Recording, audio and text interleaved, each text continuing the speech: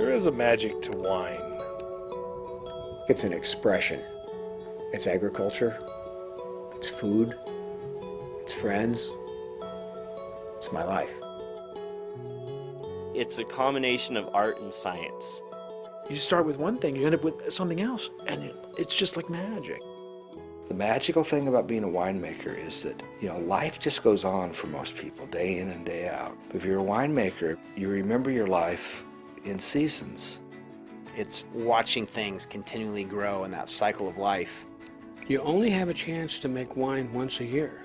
And to do it and to hang in there that long, you've got to have an awful lot of passion.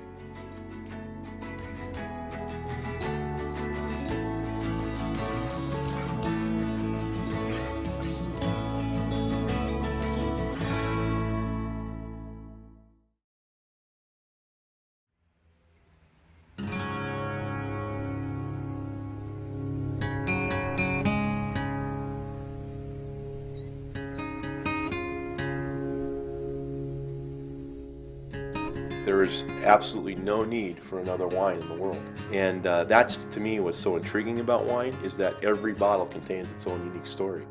So I always say people aren't buying wine, people are buying experience. And the experience in Walla Walla is really unparalleled throughout Washington, and actually you can make an argument nationally. People have this image that wine can be a very snobby thing, but this is Eastern Washington. It's a small town, it's a friendly place. And people are really excited to be doing what they're doing, and I think the enthusiasm is contagious. Walla Walla is in the middle of nowhere, and it's wonderful.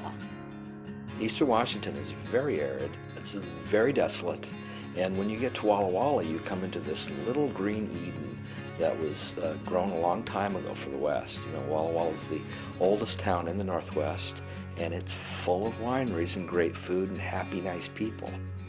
We're still small, but we make a lot of great wine here, and we're getting validated from writers and critics. And you look at the tourism, the people that come here, people from all over the world come to try wines in Walla Walla. That just is amazing to me. It just blows me away, and it's a reflection and a validation on this area. What happened in Walla Walla is that we initially did not grow grapes first, we grew winemakers first. And the first two seeds that were planted were Gary Figgins and Rick Small, and they set the bar very high. They were so committed to making world-class wines that anyone else who would want to be a part of what they were doing needed to understand that right from the very beginning. I think it was in 1981, we sent our 78 cab in, and lo and behold, it won Best Cabernet in the nation. If you didn't think that was a little bit of excitement for some little podunk winemaker in Walla Walla, that really launched us. It really did. It just kind of evolved, and it just grew, and then I never got tired of it. And even now, I never get tired of it. When they set the bar that high, we followed, and people who came just expected to try to make wines of that level. That's unusual. We started at a very high level. Walla Walla was the centerpiece, and this was the place. It was no longer just sweet onions, but this other thing called wine.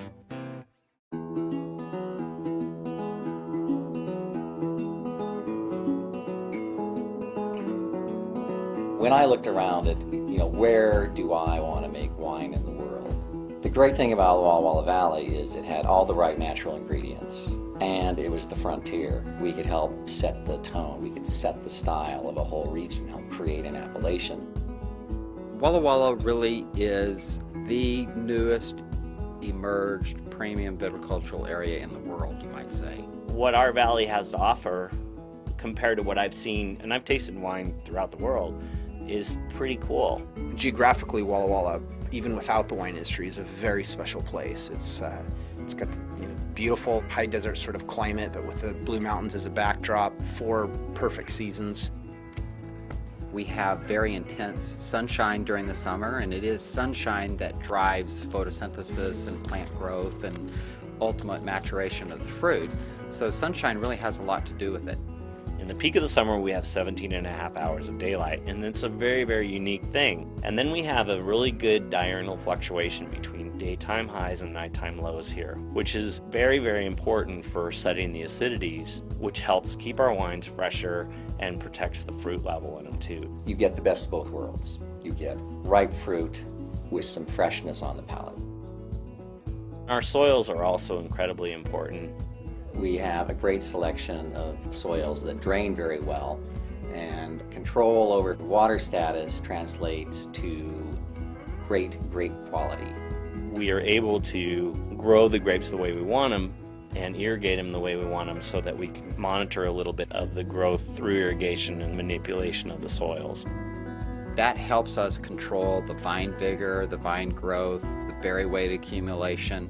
It really gives us an added tool to really make better quality grapes.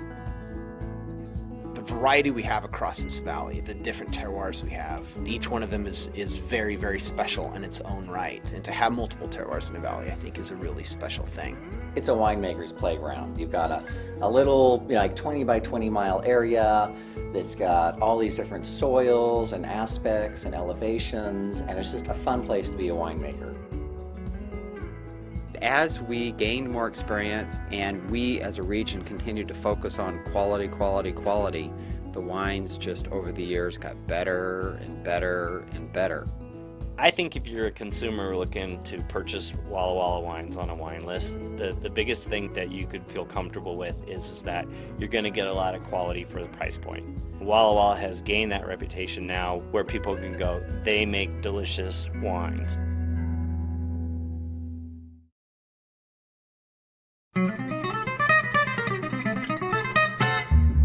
Wine is really out of hand. I mean, wine is fascinating stuff. It can be really shockingly simple. That it happens almost behind your back at harvest, and yet it can be an amazingly time-consuming thing that takes a huge amount of psychological and physical effort. Winemaking's been around for 5,000 years, so you would think that we would know what there is to know. But at the end of the day, it's nature, and you're less powerful than nature and than wine. Understand the science about it, but it's still an amazing process to watch, the fermenting sugars and the bubbling activity. The first time I ever saw something fermenting, I was in awe and I was hooked.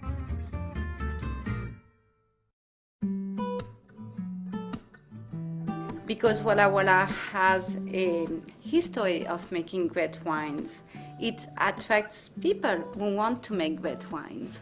So it makes for a very positive energy, very, very good intentions on the winemaking side.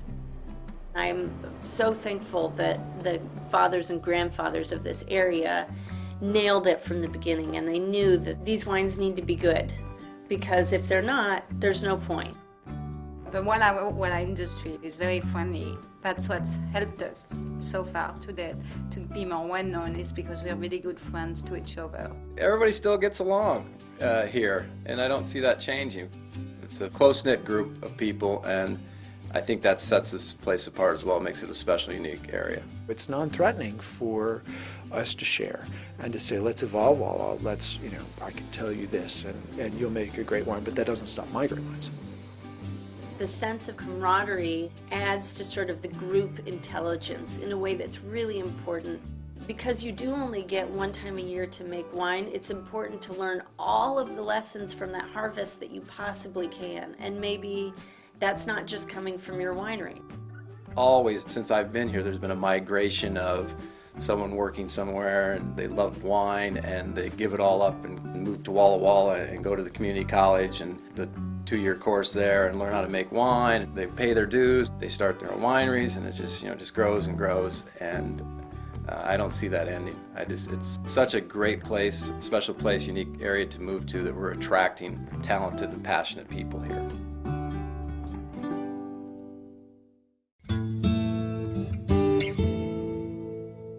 I really think in the Walla Walla Valley, one of the things that we do best today as a group that unifies us, we all nod our head, absolutely, yeah, is the aspect of carefully watching over our landscape, sustaining the vineyard to keep it whole, to keep the wines whole, to keep the food whole, to keep the experience whole. We started Vinea, which is a sustainable viticultural organization here in Walla Valley in about 2001, which we're pretty proud of it. And I think this is a way of living, and I think it's something that's very dear to me, that I feel very important to be able to do that. It's a comforting thing in what is naturally a competitive environment among winemaker friends to go into the field and all agree absolutely on the idea of sustainability. We've got such a special place here, and we're growing and growing and educating more people so we can compete with the rest of the world, because I really believe this is one of the best places in the world to grow fruit. I really think this valley have a tremendous potential. I'm really happy where we are today, but I can see the next 10 to 15 years is going to be pretty amazing.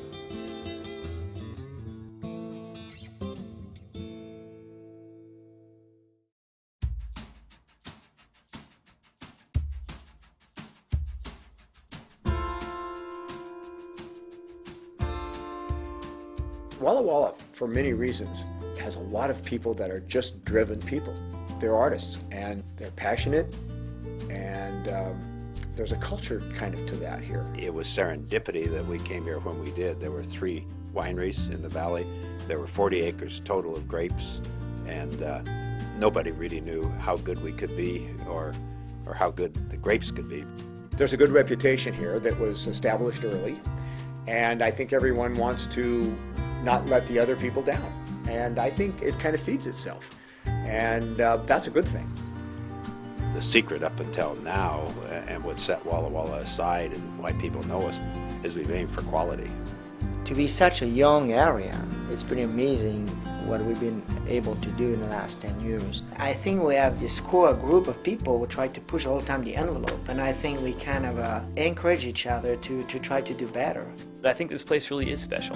There seems to be more ambition in this town and more know-how and a real can-do, homegrown attitude. I would like to see Walla Walla evolve over time into a truly world-recognized wine region. And I know that will happen. I know it'll happen in my lifetime. People from out of the area, from out of country, flock here because they're sensing that something as exciting is going on here. The sense that you get from all of this is that anything is possible. It's sort of the Wild West. It's the promised land. It's the opportunity. It's all of those American dream things that pop to mind. That is Walla Walla. It doesn't matter if you're a huge guy coming from corporate or if you're a tiny winery and you do it as a second job and it's your passion. You feel like everybody is a part of Walla Walla and everybody is contributing something to it and to its success. Wine is my passion, and I will be making wine the rest of my life. I wake up in the morning thinking about it. I fall asleep in the evening having recently drunk it, and dream at night thinking about ways to make it better. It's an essential part of my being is to make wine. I wouldn't want to get up in the morning yet and do anything else.